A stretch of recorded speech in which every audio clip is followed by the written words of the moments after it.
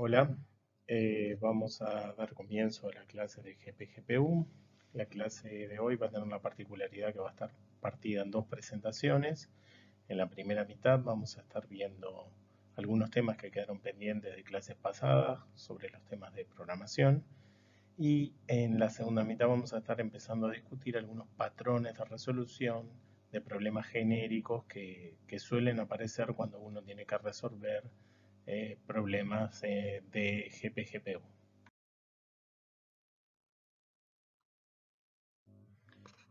Bien, bueno, los temas para esta primera parte van a ser transferencia a memoria.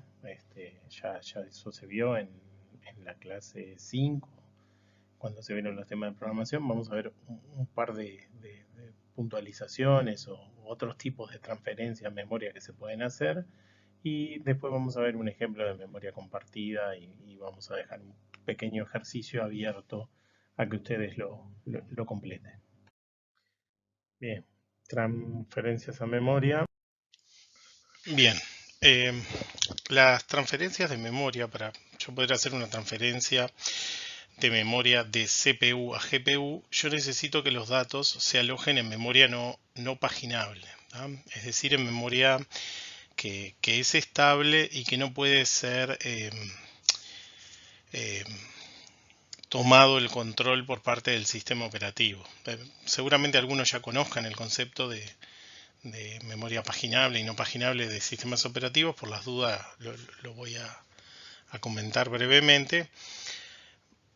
Básicamente los sistemas operativos tienen dos tipos de páginas de memoria, digamos, las paginables, que son páginas de memoria que en cualquier momento pueden ser bajadas a disco. O sea, si el sistema operativo cargó ciertas aplicaciones en la memoria y de repente cae una nueva aplicación que me pide memoria, él identifica alguna de estas páginas de memoria que están configuradas como paginables, las baja al disco duro y pone a ejecutar la nueva aplicación. Digamos, es lo que permite de alguna forma que a través de lo que se llama la memoria virtual nosotros usemos más memoria que la que realmente tiene la CPU, digamos, ¿no? Que nosotros podemos abrir un montón de aplicaciones y en realidad tenemos más aplicaciones funcionando que la memoria que realmente tendríamos en el dispositivo. Hay otro conjunto de memoria, de páginas de memoria que son las no paginables, que son lo opuesto, digamos, son las que el sistema operativo no puede bajar a disco, ¿tá? Bueno, ahí en general va a haber información crítica, cosas que si se bajaran en ese momento tendrían algún efecto sobre la ejecución, ¿tá? Entonces, bueno, cuando se va a hacer una transferencia de CPU a GPU, lo que pasa es que esa información tiene que estar en un estado estable, digamos, nadie me podría bajar al disco duro, ¿tá? Porque yo necesito transferir esa información a la GPU. Entonces, la, la transferencia, digamos, termina trabajando desde memoria no paginable hacia la GPU, ¿tá? Bien, ¿cómo viene funcionando hasta ahora? Nosotros hasta ahora venimos usando el CUDA main copy estándar, ¿tá? Que en realidad la memoria que nos reserva en la CPU es paginable, ¿tá? Entonces el proceso de transferencia de datos hacia la GPU básicamente involucra primero pasar de memoria paginable a no paginable y después de pasar a no paginable, ahí sí transferir los datos a GPU, ¿tá? No tengo muy claro ahí el tema de cómo lo implementan los sistemas operativos, si es solamente un seteo en el tipo de página o realmente hay un copiado físico, digamos, pero en general es algo que involucra un overhead, ¿tá? Y que utilizando la función que vemos ahí, CUDA host alloc, podemos evitar, ¿tá? Entonces, si yo uso CUDA host alloc para reservar la memoria en la CPU, lo que voy a tener es mayor ancho de banda, en la práctica, digamos, porque voy a lograr en menos tiempo transferir más datos. Básicamente, ¿por qué? Porque desaparece esa etapa de pasar de paginable a no paginable. Voy a tener la posibilidad de mapear memoria del host en el device. Eso yo puedo identificar como mapeos medio directos, ¿tá? Donde de alguna forma las transferencias están más asociadas a esos espacios, digamos. Pero ese es un uso más particular. Pero entonces lo que le surge a uno naturalmente es decir, bueno, pero ¿y entonces por qué no reservas toda la memoria así y nos evitamos siempre ese paso? Bueno, hay un problema que tiene esto, es que la cantidad de memoria que yo puedo utilizar como no paginable es bastante limitada, ¿no? Dependerá ahí de las características del sistema operativo, de la cantidad de memoria que yo tengo, cuánto es que realmente se puede usar. Imagínense el extremo en el que todas las aplicaciones quisieran ejecutar en no paginable. Si todas las aplicaciones quisieran ejecutar en no paginable, lo que me pasaría es que si se me acaba la memoria física, o sea, la lleno la memoria física y viene una nueva aplicación, como todas están en no paginable, nada se puede bajar a disco duro y esa nueva aplicación no puede ejecutar, ¿no? Entonces, si bien esta operación yo la puedo usar porque me permite eso, evita la copia de paginable a no paginable y eso me da la posibilidad de que mis copias de datos de CPU a GPU sean más rápidas, tengo que tener ojo porque no voy a poder hacer uso de este recurso a mansalva, ¿no?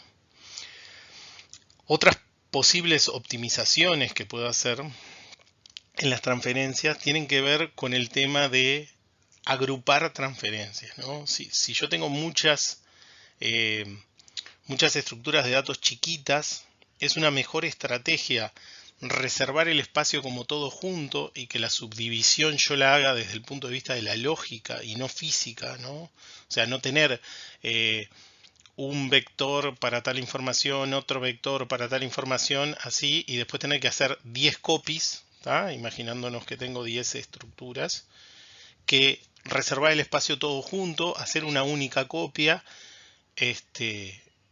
y yo manejar de alguna forma la lógica a partir de qué dirección empieza a ser qué vector, ¿tá? Cuando lo trabaje en la GPU. Esto tiene que ver, bueno, asociado con eso también evitar transferencias de poca memoria.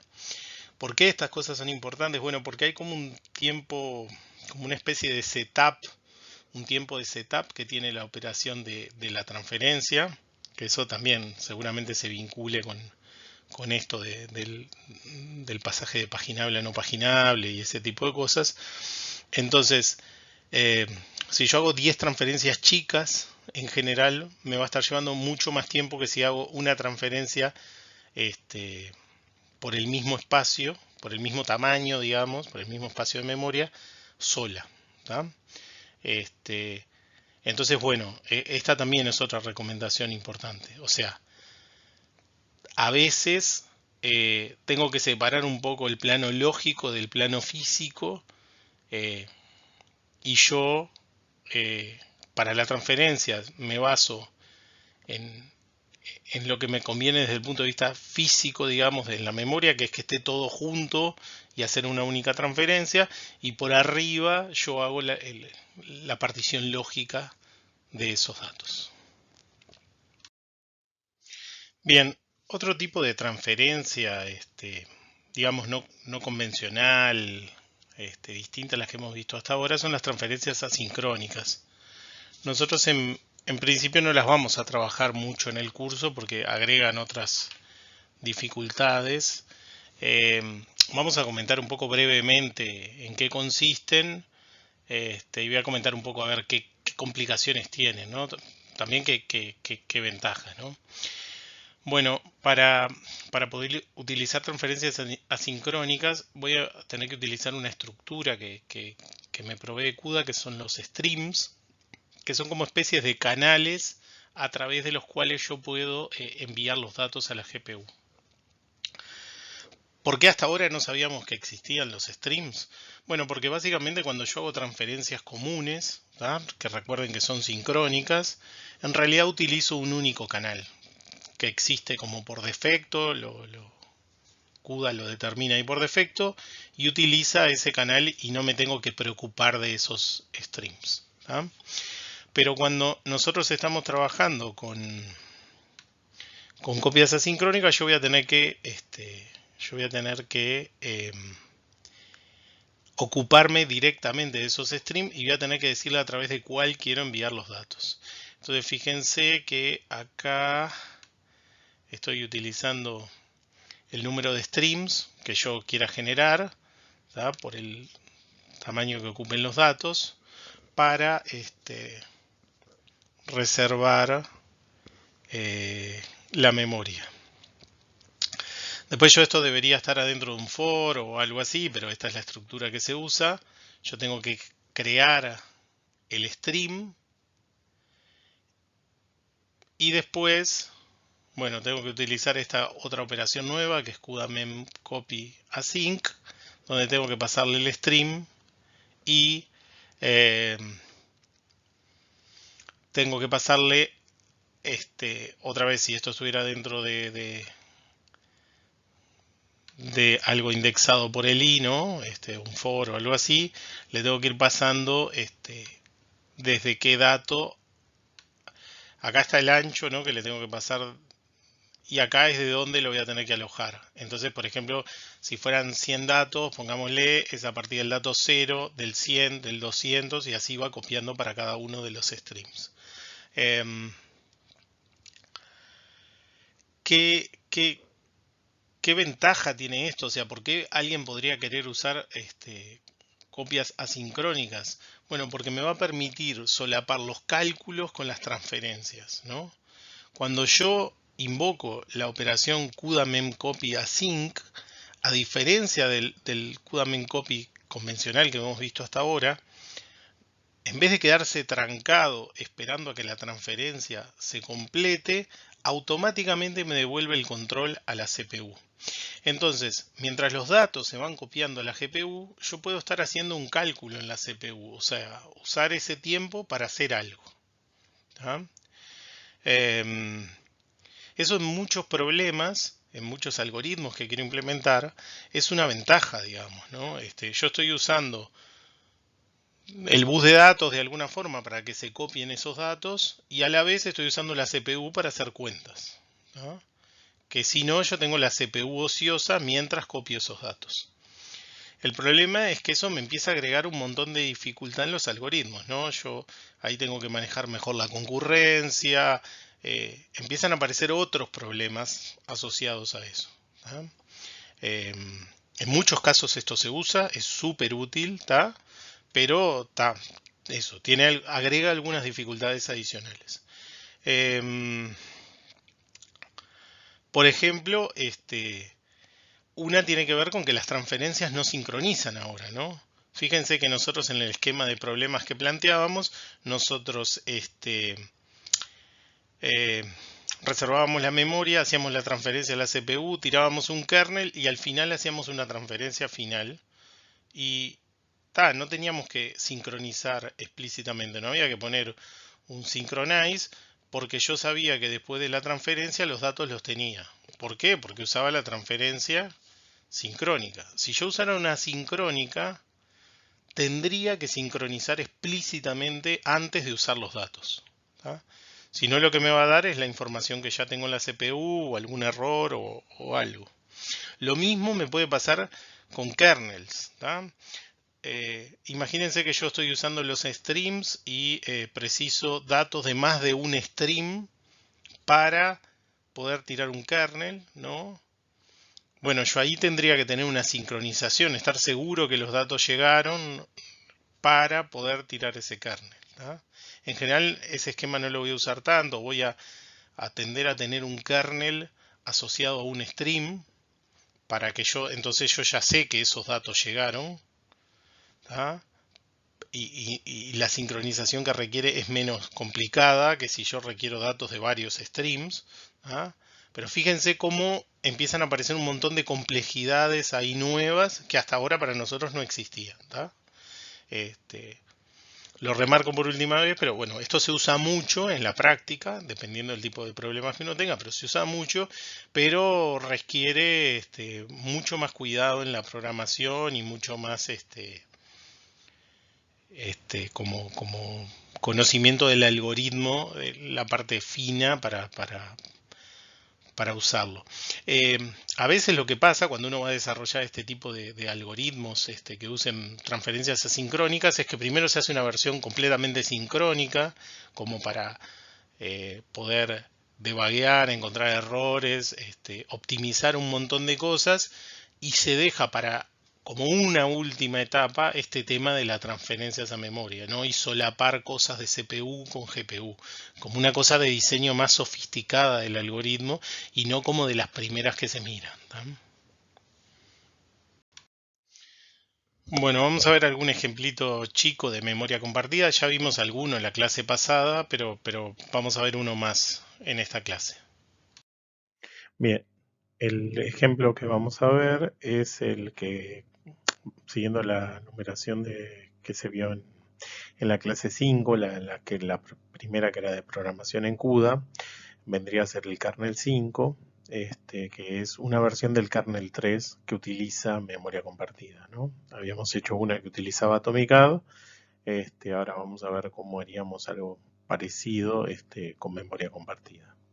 Recordemos que la matriz es de m filas y n columnas, entonces estoy tirando una grilla con m bloques y cada uno de esos bloques va a tener tantos hilos como n dividido el chunk, ¿no? Estamos asumiendo que n es múltiplo de 32. Bien, entonces reservo una shared memory, ¿tá? En función de la cantidad de elementos que voy a procesar. Después para cada uno de los hilos me defino una variable en la que voy a acumular. Los índices están resueltos de la misma forma que para el kernel 3, así que no voy a entrar en mayores detalles. Decido con esto el primer elemento que tengo que copiar y cuál es el último el que tengo que procesar. Tengo un for para ir acumulando en la variable local, que en la variable local, en el registro local a cada hilo. ¿Qué es lo que tengo que hacer después? Bueno, tengo que copiar los datos a la memoria compartida. Acá lo estamos resolviendo de una forma, digamos, un poco torpe, pero es para que se vea la idea de la memoria compartida. Vamos a decir que el hilo 0 lo que hace es itera en todos los elementos que están almacenados, acumulando en la posición 0, y que por último esa suma, ¿no? Es como que acá cada hilo hizo la suma parcial de los elementos que ve, después los copia a la memoria compartida, y después lo que tengo es que el hilo 0 suma todo lo que está en la memoria compartida, lo coloca en NDC0 y después se baja a la memoria global, ¿tá? Bueno, esa es un poco la idea, pero este código, digamos que tiene un problema. El problema que tiene es que hay que sincronizar. Si yo empiezo a sumar los elementos sin haberme garantizado que los hilos que estaban trabajando completaron sus sumas parciales y copiaron los valores a la memoria compartida, lo que me puede pasar es que yo intente sumar, siendo el hilo 0, intente sumar algo que todavía no se ha almacenado la acumulación. Y entonces yo tengo que invocar a syncthreads para garantizarme esto. Para garantizarme que todos los hilos hayan realizado la escritura en la memoria compartida, ¿no? En general, cuando se utilicen memorias compartidas y las utilice para comunicar datos entre hilos de un mismo bloque, voy a tener que usar ThinkThreads porque voy a necesitar saber que todos los hilos hicieron algo para yo poder continuar procesando. Bien, ese es el equivalente al kernel 3, decíamos, y en la clase 5 se vio un kernel más, digamos, el kernel 4, que también parte las filas, que lo que les sugerimos es que intenten resolver ese problema utilizando también esta lógica de la memoria compartida, ¿tá? Queda como ejercicio, es para no agregarlo y no aburrir más con estos ejemplos de la suma de matriz por fila. ese les queda a ustedes como ejercicio.